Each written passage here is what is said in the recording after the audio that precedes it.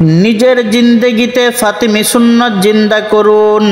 হযরত আব্দুল্লাহ ইবনে উমর রাদিয়াল্লাহু তাআলা আনহু থেকে বর্ণিত, রাসূলুল্লাহ সাল্লাল্লাহু আলাইহি ওয়াসাল্লাম ইরশাদ করেন, আলা কুল্লুকুম রা'ইন ওয়া কুল্লুকুম মাসউলুন আন রা'ইয়াতিহি ফাল আমিরুল্লাযী আলান নাসি রা'ইন ওয়া হুয়া মাসউলুন আন রা'ইয়াতিহি ওয়ার রাজুলু রা'ইন আলা আহলি বাইতিহি ওয়া হুয়া মাসউলুন আনহুম ওয়াল মারআতু রা'ইয়াতুন আলা বাইতি বালিহা ওয়া ওয়ালাদিহি ওয়া হিয়া মাসউলাতুন আনহুম ওয়াল আবদু রা'ইন আলা মালি সাইয়্যিদিহি ওয়া হুয়া মাসউলুন আনহুম আলা ফাকুল্লুকুম রা'ইন ওয়া কুল্লুকুম মাসউলুন আন রা'ইয়াতিহি।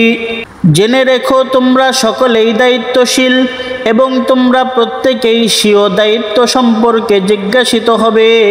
শাসক তার প্রজাদের ব্যাপারে দায়িত্বশীল, সে তাদের সম্পর্কে জিজ্ঞাসিত হবে। গৃহকর্তা স্বীয় গৃহের বাসিন্দাদের দায়িত্বশীল, সে তাদের ব্যাপারে জিজ্ঞাসিত হবে। স্ত্রী তার স্বামীর ঘর ও তার সন্তানদের ব্যাপারে দায়িত্বশীল, সে এগুলোর ব্যাপারে জিজ্ঞাসিত হবে। গোলাম তার মালিকের সম্পদের রক্ষণাবেক্ষণের ক্ষেত্রে দায়িত্বশীল, সে এ বিষয়ে জিজ্ঞাসিত হবে। তো স্মরণ রেখো তোমরা সকলেই কোনো না কোনো বিষয়ে দায়িত্বশীল, আর সকলেই স্বীয় দায়িত্ব সম্পর্কে জিজ্ঞাসিত হবে। সহিহ মুসলিম হাদিস নাম্বার 1829, সহিহ বুখারী হাদিস নাম্বার 7138।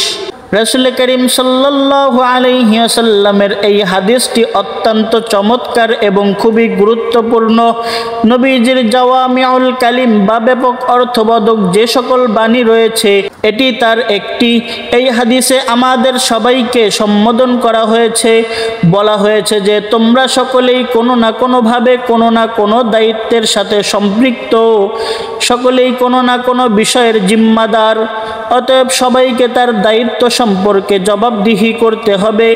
তার উপর ন্যস্ত কর্ম ও দায়িত্ব সম্পর্কে সে জিজ্ঞাসিত হবে, তার জিম্মাদারির হিসাব তাকেই দিতে হবে।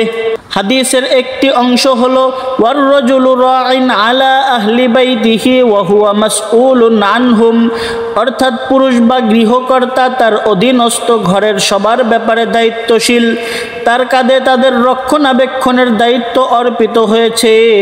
সন্তান ও স্ত্রী পরিজনের দেখভাল করা তার কর্তব্য। প্রত্যেক পুরুষ তার এই কর্তব্যের ব্যাপারে জিজ্ঞাসিত হবে, তাকে জবাব দিতে হবে। তুমি যেই পরিবারের কর্তা ছিলে তা তুমি কিভাবে পরিচালনা করেছো? পরিবারের সদস্যদের সাথে তোমার আচরণ কেমন ছিল? তাদের হকগুলো কতটুকু আদায় করেছো? তাদেরকে তরবিয়ত করেছো কতটুকু? তারা দিনের পথে চলছে কি চলছে না? জাহান্নামের দিকে আবার ধাবিত হয়ে যাচ্ছে না তো? তাদের দ্বীনি বিষয়ে তোমার খেয়াল কতটুকু ছিল? কিয়ামতের দিন কড়ায় গণ্ডায় এগুলোর হিসাব দিতে হবে। কুরআনুল কারীমে আল্লাহ তাআলা বলেন, ইয়া আইয়ুহাল্লাযীনা আমানু কু আনফুসাকুম ওয়া আহলিকুম নারা, হে ঈমানদারগণ, তোমরা নিজেদেরকেও জাহান্নামের আগুন থেকে বাঁচাও এবং তোমাদের পরিজনকেও জাহান্নামের আগুন থেকে বাঁচাও।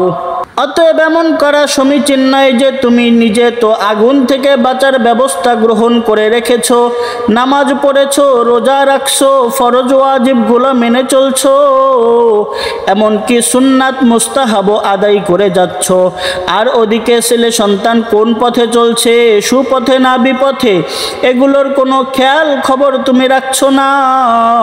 তাদেরকে সঠিক পথে আনার চেষ্টা ফিকিরও তুমি করছো না।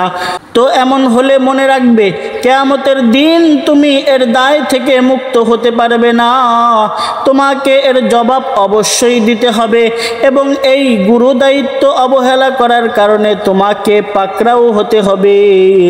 এজন্য রাসূলুল্লাহ সাল্লাল্লাহু আলাইহি ওয়াসাল্লাম বলে দিয়েছেন, ব্যক্তি তার পরিবারের দায়িত্বশীল, তাদের সঠিক রক্ষণাবেক্ষণ সে কতটুকু করেছে এ বিষয়ে সে জিজ্ঞাসিত হবে।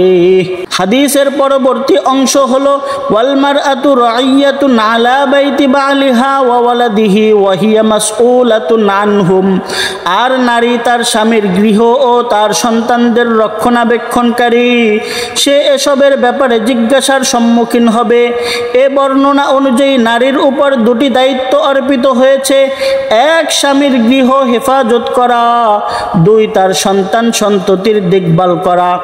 অর্থাৎ নারীগণ গৃহস্থলী কাজকারবার ঠিক ঠিক আঞ্জাম দেবেন, ঘর দুয়ার গোছগাছ ও পরিপাটি করে রাখবেন, নিজ নিজ সংসারকে সামলে রাখবেন, আর সন্তানদের দেখাশোনা করবেন, তাদের জাগতিক বিষয়াদিরও খেয়াল রাখবেন এবং আখেরাতের বিষয়াদিরও খেয়াল রাখবেন এবং দ্বীনি বিষয়াদিরও খেয়াল রাখবেন। এটা নারীদের দায়িত্বের একটা অংশ। দীর্ঘ হাদিসের এই অংশে নারীদের গুরুত্বপূর্ণ দুটি দায়িত্বের কথা উল্লেখ করা হয়েছে।